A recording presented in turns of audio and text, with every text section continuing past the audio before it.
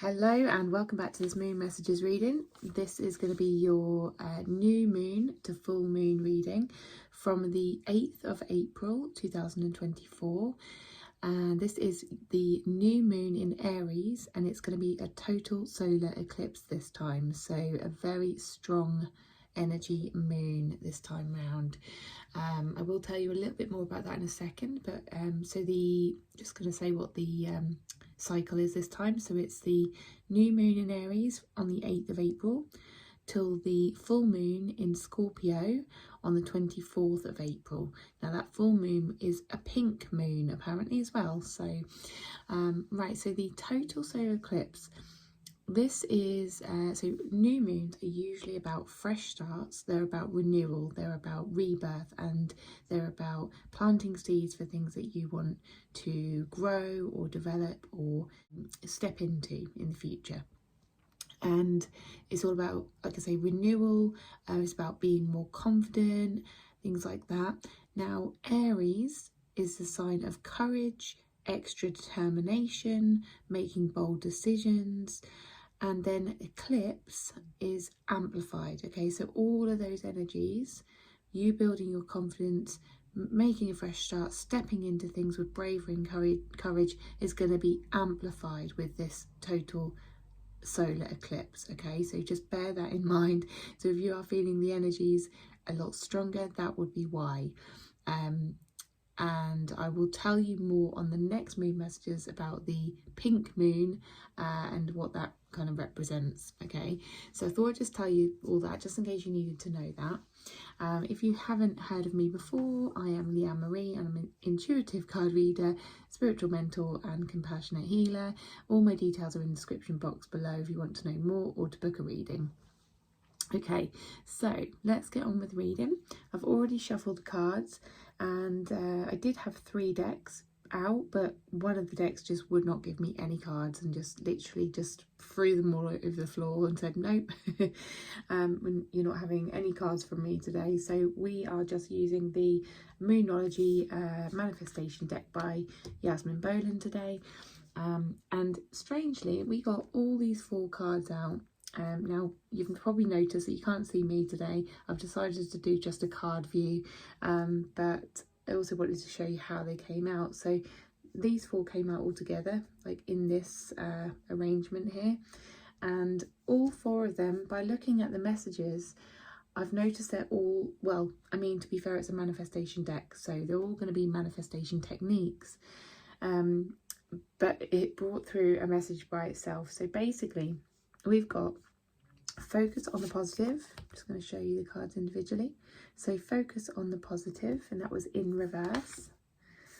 Trust all will be well, and that was in reverse. Practice gratitude, that was also in reverse.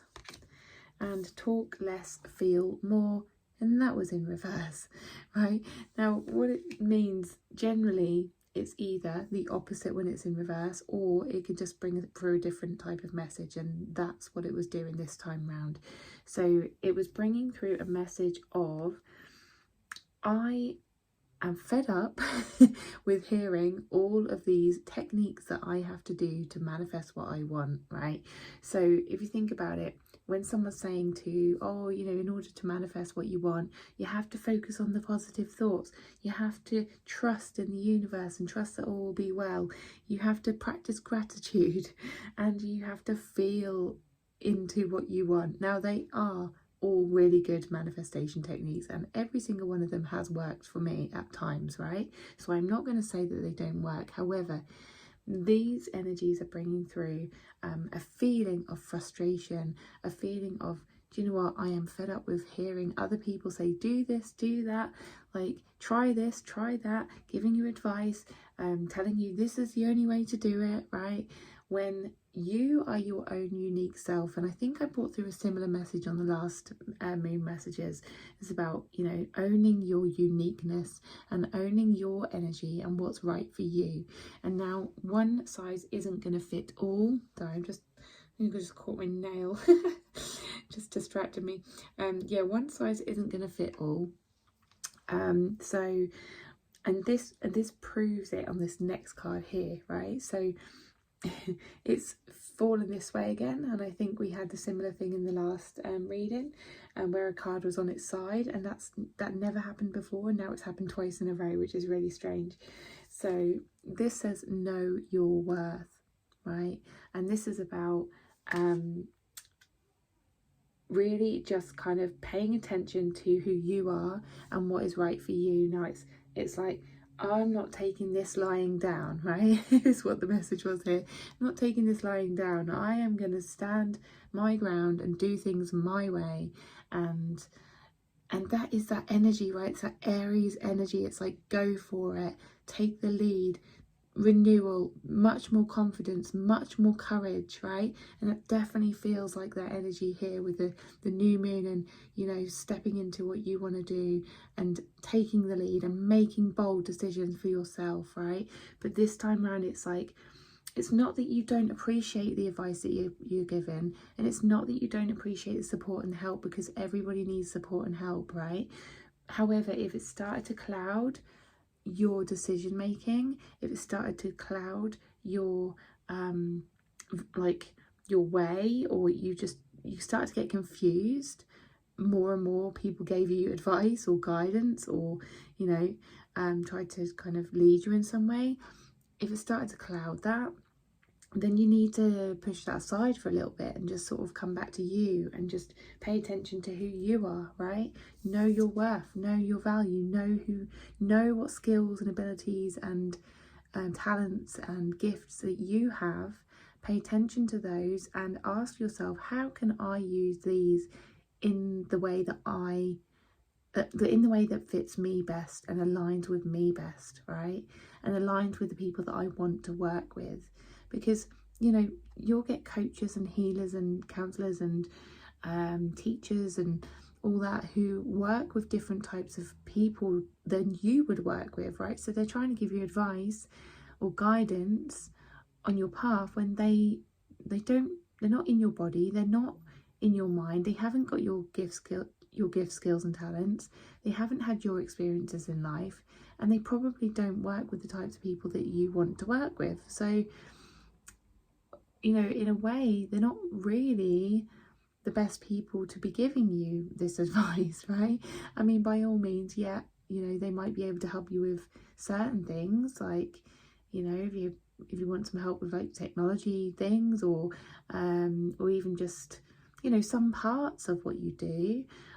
However, they're not gonna know the full picture. They're not gonna understand, you know, how you feel in your body, and when you're with certain people, or when you're doing certain work, they're not going to pick up your energy, because only you know your energy. Okay, so it's really getting to know yourself, and there's 3 cards here with new moon energy, so it's definitely picking up that you know, that new moon vibe of the planting seeds and setting goals and setting intentions and all of that, which, you know, so, you know, it's a really good time to do that. So start taking notes, start taking notes of who you are and what your skills are and what experiences you've had and how you can help people in your way and what feels best to you.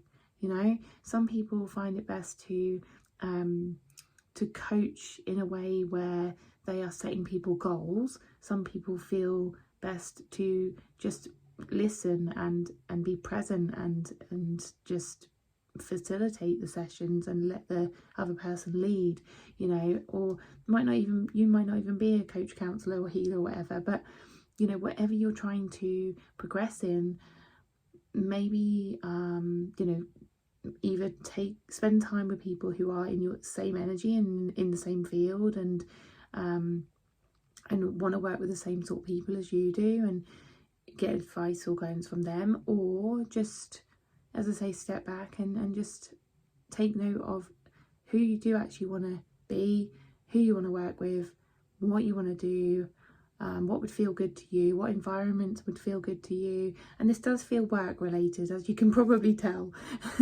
This reading is definitely much more work related this time round, so which makes sense, because it's sort of about, you know, action taking and yeah, working for something, I feel. Okay, And then the last card, which goes really well, even though it is in reverse, is step into your power.